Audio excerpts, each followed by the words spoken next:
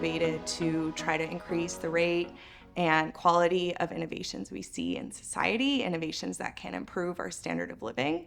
There are several topics within this broader topic that worry me. One is the underinvestment in early stage or basic research across the world. So I think that for a lot of the problems we're facing today, a deeper scientific understanding of the source of those problems is very important.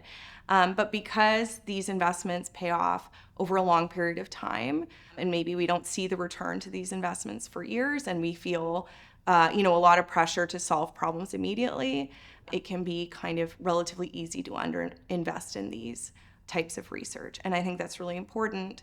I think it's important both for Western or very developed economies and also for lower income economies as we think about trying to diffuse technology around the world. If a country doesn't have the scientific labor force to adapt a technology to their home market, then that type of technology is not going to get invented, and technologies that do exist aren't going to flow as well as they might to the countries that need them most. So I think that's one important thing. The other thing that I worry about is, again, inequities in who's participating in innovation and entrepreneurship. There are massive inequities in who patents, for instance, who starts companies, and this is true everywhere, basically, in the world.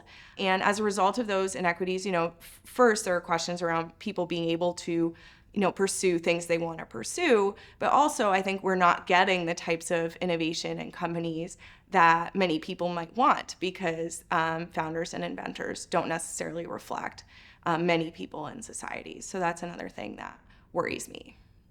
I think what gives me hope in this topic is that even in the 10 years since I started thinking about these issues, more and more people have become engaged with them.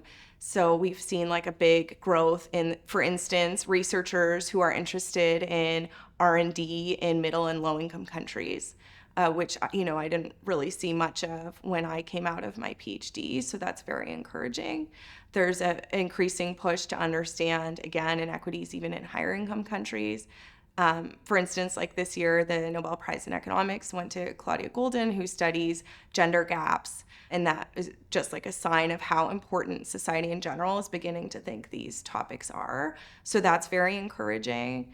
And I think in general, just the recognition that addressing inequality as we think about innovation policy is important is very encouraging.